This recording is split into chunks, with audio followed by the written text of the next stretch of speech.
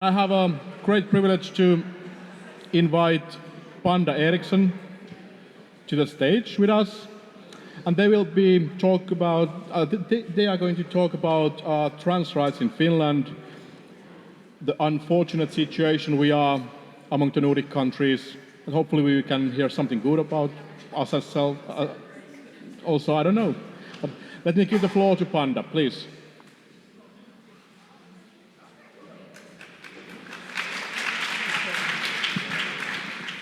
Thank you so much. Hi, everyone. Have you all had your coffee and your chocolate? I heard chocolate was very important. My name is Panda Eriksson, and I will be talking to you today about trans rights in Finland. You can see my Twitter handle. I don't expect you to be live tweeting, but it's always fun to hear if you have any thoughts or any comments.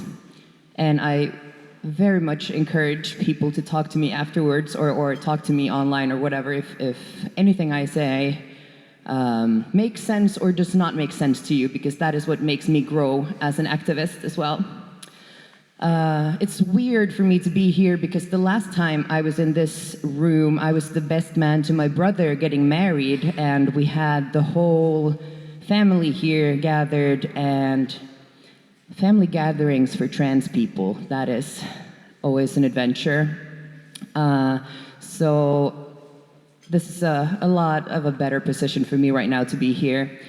And I really wanted to start by going through my own position to some extent, because as you probably know, in activism, a lot of times we have a saying that says, nothing about us without us. So in other words, we like to make sure that we realize our own privileges, our own positions when we talk about issues that might be sensitive, that might have to do with minority positions and so forth. So I always start my talks by coming out of the closet and saying, hi, my name is Panda and I'm a trans person. You don't have to say hi, Panda, back, it's okay. Thank you, thank you, thank you. I'm a non-binary trans person, what we call muun sukupuolinen in Finnish. I'm also a person who has been through what I ominously call the process in my slide, with which I mean the gender reassignment process, transprosessi. That means that all of my activism, my work within Trasek, the patient association for trans and intersex people in Finland, it all comes with a form of auto-ethnographical content. So a lot of the things I say are based on the fact that my position is within the community, and I leave it up to you to decide whether that is good or bad in this sense.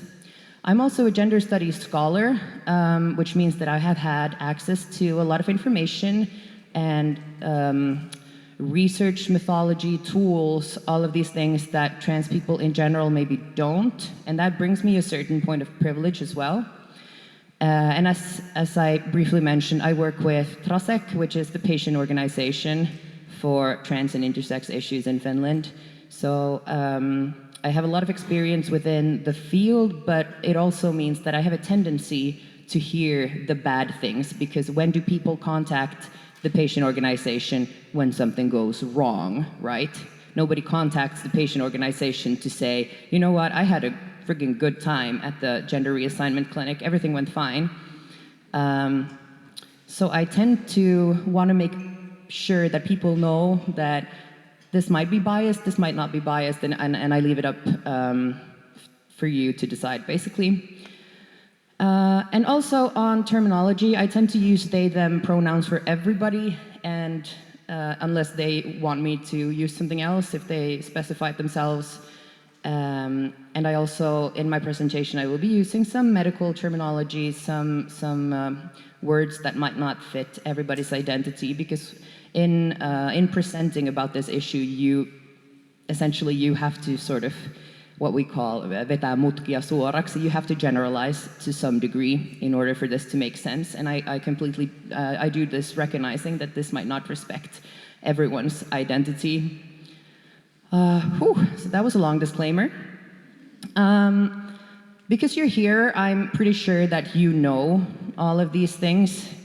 You know the words. You know that when I say trans, it means you have the process where a child is born, so they go poop and they come out, and then the doctor or the nurse looks at them, and if there's a penis, they say, "Oh, it's a boy," and that is actually the way it's done most of the time. If there's no penis, then they say it's a girl, but there's usually not. Maybe it's usually very phallocentric for some reason. The absence of a penis means girl, not so much otherwise, but that is a different issue. So this person comes out, the nurse or the doctor says it's a boy, it's a girl, and some people, most people grow up and they agree with that doctor. They're called cis people or cisgender people. And there are people obviously also who grow up and then they go, you know what? I don't think that OB-GYN was right. I don't think that midwife was right. I don't identify with the words that were put on me by the doctors or the words that I have in my passport. And those people you would call trans, you would put them somewhere on a trans spectrum, if you will. Of course, we also have intersex children, and that is a separate issue that I will not be talking a lot about today. So we are not talking about people who are not defined at birth. We are talking about people who are defined and then disagree with that definition. And an important part for me whenever I talk about this is say, this is about gender, this is not about sexuality. We tend to think, people in general tend to think about gender as something very much locked in with biology. We have genitalia, we have secondary sex characteristics, we have hormonal levels in our body, different amounts of hair, so forth. And that is usually when I say, how many of you know about, did you ever have like a chromosome test? Because in fact, these are not performed on children at birth, at least not in Finland, unless there's a suspicion that something might be, so to say, wrong from a chromosome point of view. So it's really hard for us to define gender very simplistically through biology or medicine because it's a spectrum and it's a matter of huge variance. We do these generalizations where we say this is a penis and this is not, but there are no perfect ways to differentiate, for example, when a micropenis becomes a big clitoris and so forth. We also all have very differing hormonal levels in our bodies, and there's no one that can say to someone, you know what, you have a hormonal deficiency, that means you're not a woman anymore. That would be very violent, medical violence to say that to a woman based on her hormone levels. So we find, the more we start looking at these things in detail, we find that there are really no very simplistic biological truths and facts. There is no such thing as a binary where everyone is very, very easily put into whatever category. So then we maybe look at legislation. This is something I hear, for example, when I started at the new gym, I asked them, I was like, hi, I'm a trans and there's this issue with locker rooms. And they were very uncomfortable, first of all. They were super uncomfortable, maybe because they didn't really know which way maybe I would go. So they figured, you know, am I gonna go peep on the girls or the boys or what's going on? And so they said, you need to go to the locker room that fits your ID. And I was like, well, my current or my former ID, would you like my birth certificate? Because I don't have it. Are you interested in the definition that was given to me at birth? I was also smack in the middle of having my legal gender reassigned at the time. So I was literally carrying around 2 driver's licenses. And I always kept figuring, like, if the police stops me, I'm always going to give them the old one so that I don't really get a fine or anything. And they were like, no, you have to go according to what your driver's license says now. And I was like, okay, fine, whatever. And what I felt was the issue here was maybe that the Finnish system does not allow for anything except for we have these 2 different binary genders in our passports and in our driver's licenses. And again, if you would take legislation as the basis for perfect gender definition, that would come falling down pretty easily, because you have people who have their social security data or their legal gender marker changed for whatever reason. And it's not really that simplistic either. And currently, obviously, I am binary gendered on my driver's license because there is no such thing as a third legal gender in Finland. So for me, this is a way of saying legislation is mostly based on what you see, again, between the legs of the child when they're born, because that is what the gender is recorded as. We have Finnish law that dictates that within a certain amount of time after the child is born, they have to be transferred into the population register, and they have to be given a social security number, and the social security number is gendered. So in other words, legislation is just derived from the medicine part, and not really simplistically clear either. So that's when we come to social gender. I call it social gender for the simplicity of the term. I don't really think it's about social gender and only what we perform. If you have read your Judith Butlers, you know that we all perform gender and so forth. But what I mean with social gender here is the experience of who we are, our identities, also the way we express ourselves, all of these different things that are combined within us that we then bring forth outward, how we communicate our gender to other people. So this is a very, I hope at least, this gives you a picture of how complex a matter this is when we talk about gender. And for all its complexity, we only have one trans act in Finland, translaki, we call it colloquially or officially laki transseksuaalin sukupuolen vahvistamisesta. Thank you. First row nodding. And this is the law that was passed in 2002 and was officially put in place on the 1st of January 2003. And this is the act that defines how a transgender person is allowed to legally reassign their gender if needed. So, as you can see here, the preconditions are for the confirmation is that a person is confirmed to belong to the opposite gender, not any other gender, but the opposite, because there are only two in 2002. The third gender came into being way after that. Wait, no? So you have to provide a medical statement that you permanently feel that you belong to the opposite gender, that you live in a conforming gender role, and that you are sterilized or for other reasons unable to reproduce. You also have to be 18 years or over, and you have to be a citizen of Finland or have your permanent residence here in Finland. I think this seems fairly simple when you look at it first, but then when you start reading again, these are my boldings, by the way, the thicker parts of the text. When you start looking at them a little more in detail, you get a little confused, because first we see permanently feels to belong to the opposite gender. This is where I always stop and I'm like, what is ever permanent? What is ever, like, even as a cis person, my friends tell me when I talk to them about gender, they don't say that they have identified the same way throughout their whole life. You're not born and immediately identify as a grown woman, right? Your gender identity, even if it doesn't fluctuate in terms of crossing some sort of gender divide, it still grows and differs and matures throughout your life.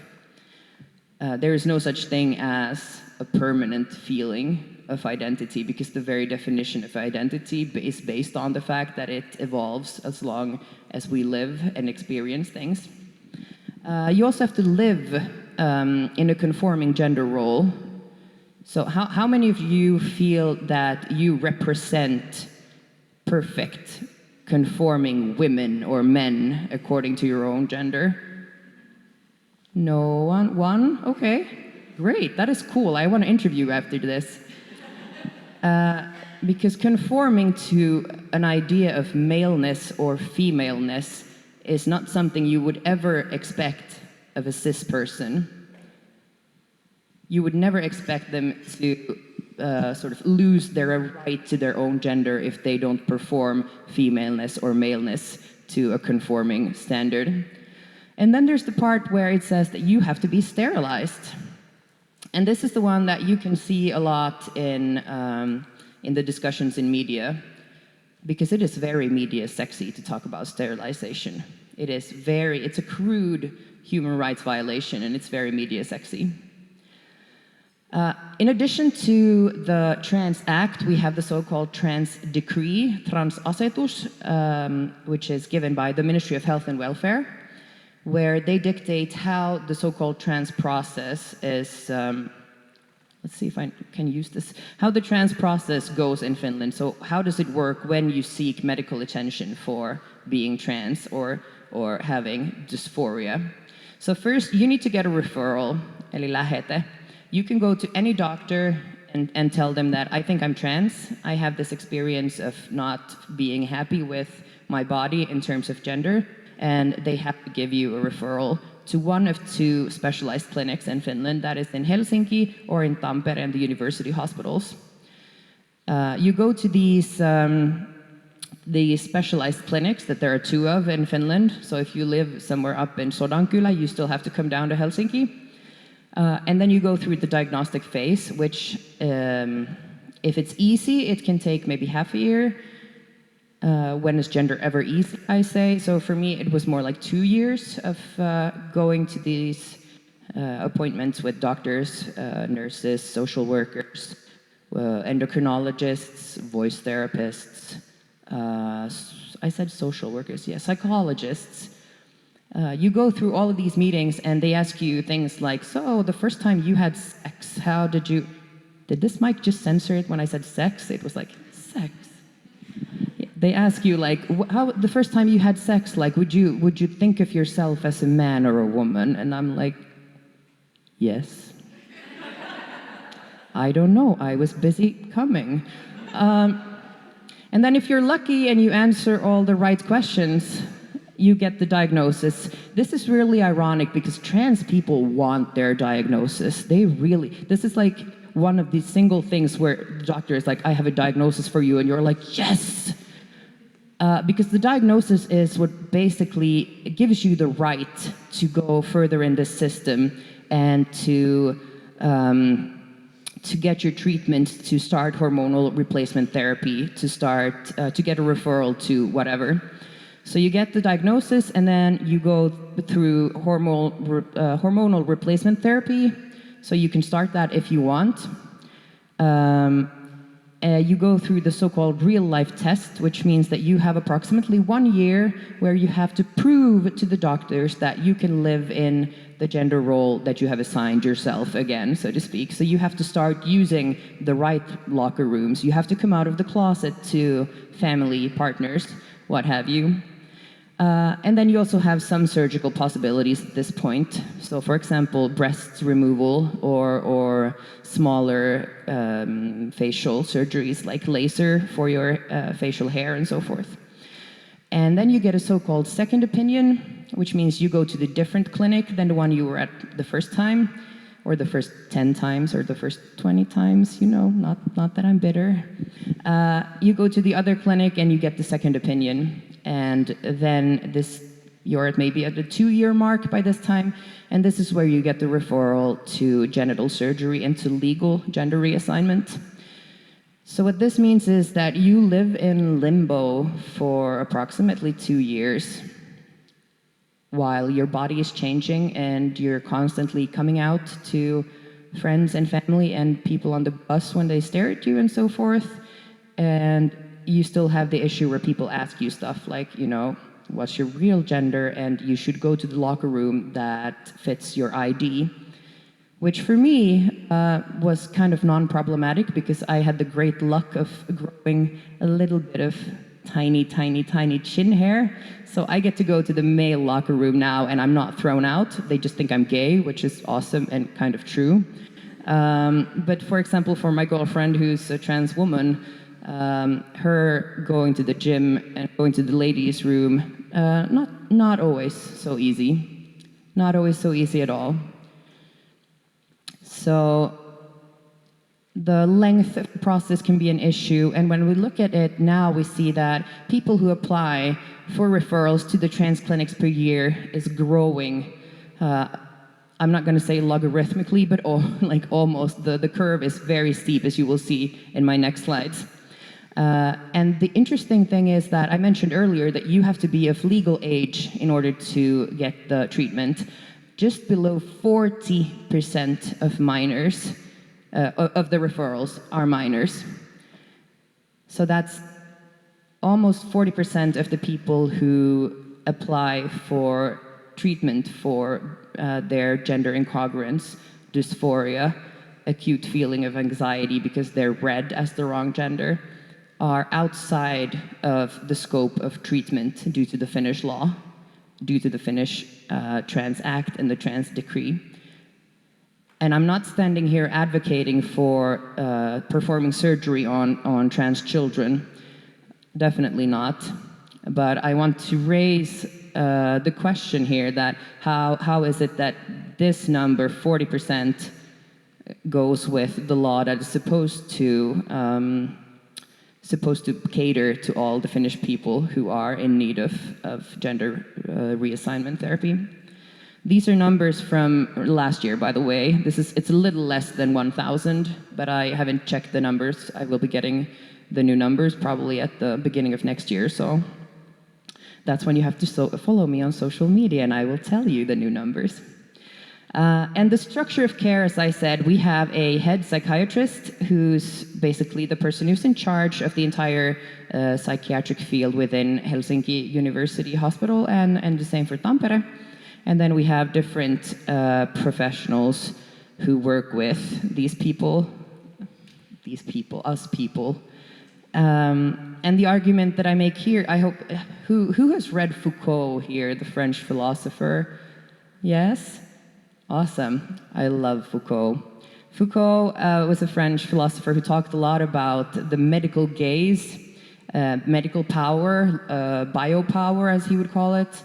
And I have made the argument in articles before that this is a legal medical power that the Finnish law essentially gives to two people in Finland over all of these 1,000 a year. So that is the head psychiatrist in Helsinki and the head psychiatrist in Tampere.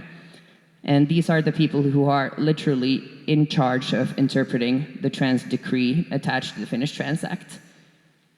So we have two people who are in charge of the treatment of 1,000 people a year. That is what I call biopower. And I think it's problematic. This picture is by kind permission from the trans clinic, osastoylilääkäri, so head physician Riikka Mäkelä. I feel very uncomfortable criticizing the system while still using their resources, but that's how it goes. And this is from 2018, the referrals per year. And you can see here the growth. This was when we met last year.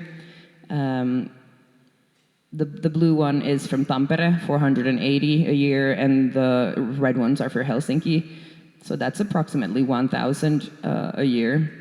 When I applied for gender reassignment therapy in 2012, I think, there were not that many of us, maybe. And this is what has caused maybe so much commotion in media.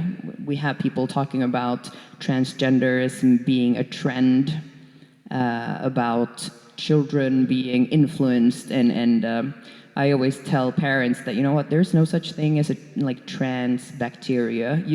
We can hang out. You're not gonna, you know, I'm not contagious. But of course, it's interesting. I don't think there is much research on the topic of why this sudden by this change. I would personally say it's because we talk about things more. Non-binary people find it easier to find treatment as well, so you don't no longer have to go to the clinic and say, you know what, I'm a man or I'm a woman. You can go there and say, hey, I have dysphoria and I feel bad about this, and you need to help me even if I can't conform to whatever models of gender society expects me to. So the activism and the work I do, and a lot of people do in Finland with the Trans Act, is it has kind of a lot of different aspects to it. As I said, one of the most media sexy terms is forced sterilization or pakkosterilointi. I remember doing a somewhat similar talk for the Ministry of Justice, was it last year? And the Minister of Justice was sitting in the front row, and then I would like lock eyes with him, and I would say, "Hi, I'm Panda, and I have been forcefully sterilized by this government." And the room fell very, very, very silent at that point, and I felt a little smug because that was the reaction I wanted. But the fact is that this is one of the cases or the issues that has received the most media attention by far, both in Finland and internationally, which is good on one hand because it's very easy to understand why forced sterilization is an issue, right? This is straight out from eugenics. This is straight out from the very dark human rights history that we have throughout the world, and especially we not that long ago in the Nordic countries, we had the way societies have been treating women or mentally ill women or Sami people or gender minorities or whatever. There's been a very dark history of forced sterilization and controlling, especially women's bodies. But it's not the only issue. It's the most prominent and visible, but it's not the only issue, because for me, for example, I chose voluntarily to do hormonal treatment, and which would have eventually rendered me infertile per se. But for a lot of people, it's much of a bigger deal. They have to choose essentially between having a family the way they want to, or being themselves and going through with the process. And there's a lot of discussion about whether or not this is actually forced sterilization when we talk about the difference between sterilization, surgical sterilization, and then people who use hormonal treatment. And we have had cases in Finnish media where we have men giving birth. So we have had people who are assigned female at birth starting testosterone treatment, stopping the treatment, getting pregnant, giving birth, while, so to speak, looking like a man to the media. And this is just, for me, this is just a normal kind of just another way that the human body works in mysterious ways and great ways and perfectly valid and normal ways. But this is something that has been very scary to the Finnish legislators. So you have people saying things like, imagine if men started giving birth. And it's like, they already do. We also have the issue of legal gender, which is also multifaceted. So we have, for example, the little letter on your passport that says M or F. We have the social security code. So if you have a Finnish social security code, the third number, if it's even or uneven, defines your legal gender. We have things like the population registration office, which is also, as I said, mandatory in Finland. All Finnish people are put into this register when they're born. We have the name legislation. So if you want to change your name, the names are coded by gender. So, for example, if a man would go to the magistrate and say that he wants to change his name to Anna, that would probably not be possible because Anna is coded as female. There has been a change in the Names Act in the beginning of this year that is supposed to make it easier for trans people to have a name change done on the basis that they are trans. But what we have seen in the patient organization, for example, is that a lot of times this means that no longer is it the system that controls it, but now it's the single person working at the magistrate. So we have people who now have to make these kind of decisions for other people without having any sort of maybe competence for gender sensitivity. We also have issues of parenthood. If you follow the Finnish the system, or the Finnish man who gave birth earlier, was it this year? Or maybe this year, at the end of last year. He, for example, was in the Yellow Pages together with the head of Kela, because there was no one could be really sure about whether or not he would be given maternity support, because he had his legal gender marked as male, but then he was also the parent given birth. And the legislation would say that maternity grant is only given to the mother of the child. So we have these ridiculous things such as language coming in between reality and controlling things that really kind of can't be controlled. And then, as I said, we have the very intolerable situation of minors.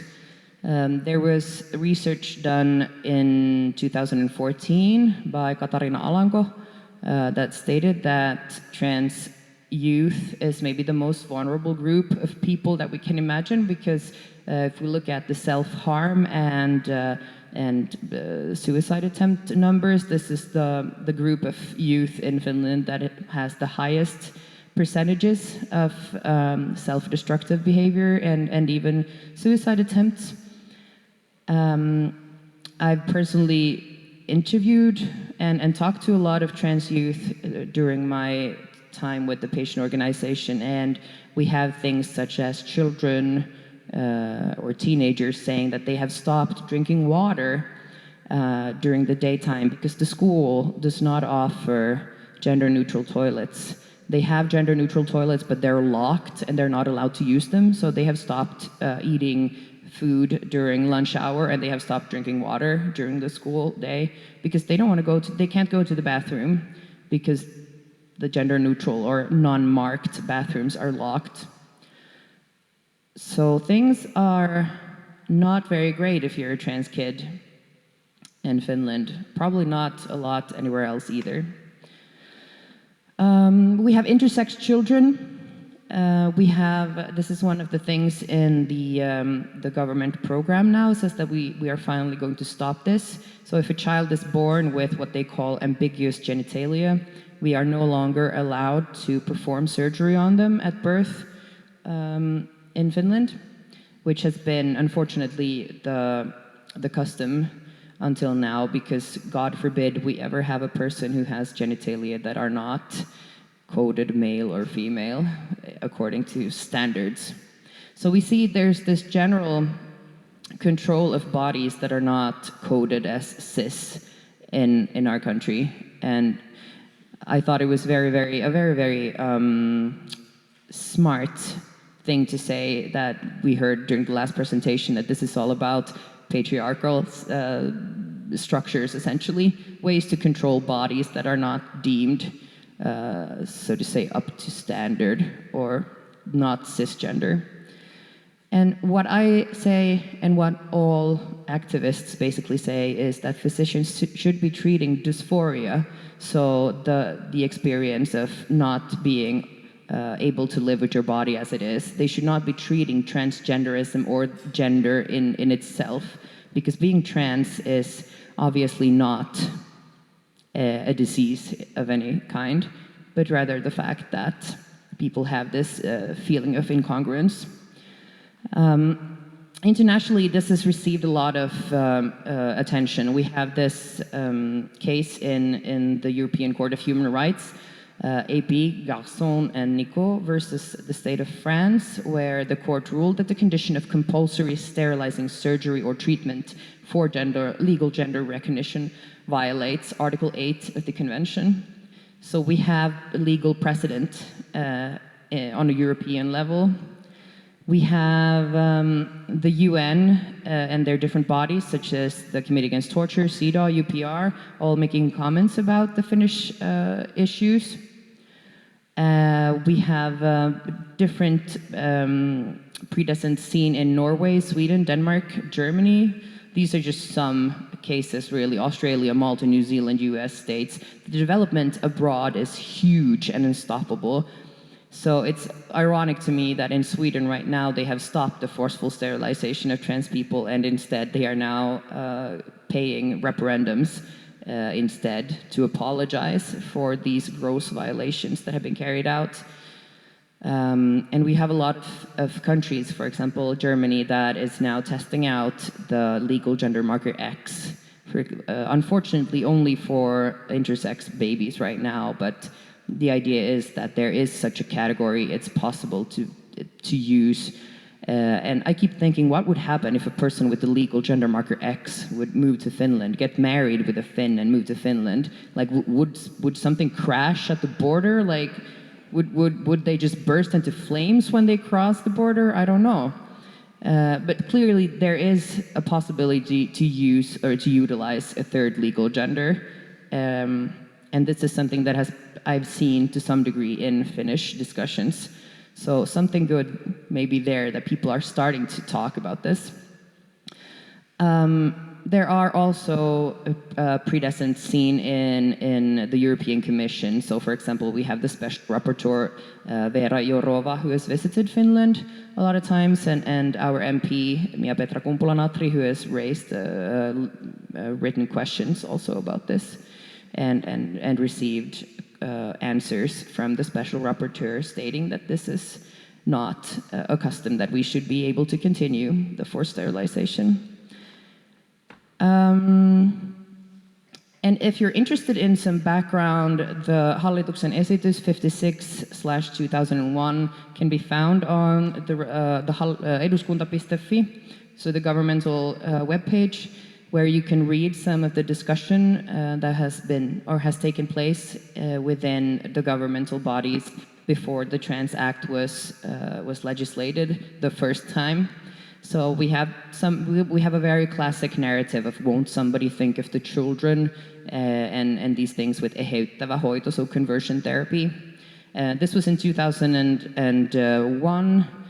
I have personally been asked by a psychologist in 2015, or not even asked, just said that, don't worry, we're going to be able to convert you to a good straight woman. It's totally possible. We can do this. Don't worry. You don't have to be confused about your gender anymore. So we still have these cases, right? And it's not just something in the past. But I think it's very important for people to be aware of the narratives that have been used and are still used to control trans bodies. So what to do? Get educated and educate further, right? That is the main point. Everywhere, gender is everywhere. You can't just say that, we have to have only some people like me who specialize in this thing and who then talk about this thing, and then that's it, because gender is everywhere. We see it in schools. We see issues of gender wherever there are children and teens, at least when you're in the rapid development that is puberty, you're very interested in gender. We see it everywhere where you talk about health and welfare issues, sexual health, institutions in general. How do you build something like a virastotalo, like an official place where everyone's supposed to be able to come and do their business? And we need gender sensitivity. We don't need people to be neutral. I always say I have no interest in deleting your gender identity. I'm not telling anyone that you cannot be female. You cannot be a white, straight man. It's completely fine. Just, let me be me. Let everyone else be what they are. So there's a difference, and a lot of times when people react somewhat aggressively, they say, the children aren't even allowed to be girls and boys anymore. They are allowed to be boys and girls. But I would very much like for my godchild, for example, to be able to live in a world where they can be whatever they want without being forcefully put into whatever system that someone else wants. And then the political work, it intersects a lot with activism and social media. So especially nowadays when politicians take to Twitter and are able to say whatever they want to say without the same kind of consideration that they maybe had before. It's really important to think about what voices and what opinions are heard in the public space. And sometimes I hear people say, everyone is entitled to their opinion, and I completely agree with that. But then what is an opinion really? Is my existence my relationships, the sex I have, the work I do, are these matters of opinion to someone else? Personally, I tend to think no, not so much. I tend to think I have autonomous right to define these things for myself. But essentially, it's really important to think about that we as trans people are more than trans people. We are everywhere. We are patients. We are, unfortunately, we are also consumers. We are teachers. We are lovers. We are family members. We are everything. So you cannot take the trans out of everything else and treat it as a completely separate issue. This is just a super quick pitch because we talk a lot more about the intersections between transgenderism and sexuality nowadays. And this is from the first ever Safer Sex guide that me and my then partner published called Sexia Trans. So this is a great resource for people who work with sexuality issues and want to be more trans-sensitive. I know there are similar ones for example, in Sweden and in many other Nordic countries. So this is a way where through NGOs and through private actors, you can maybe start taking steps forward instead of waiting for the legislation to catch up. And in the end, as I said, I don't think of these so much as opinions as they are my absolute rights. So don't let anyone who thinks you shouldn't exist tell you a damn thing. That's the end of my talk. Thank you.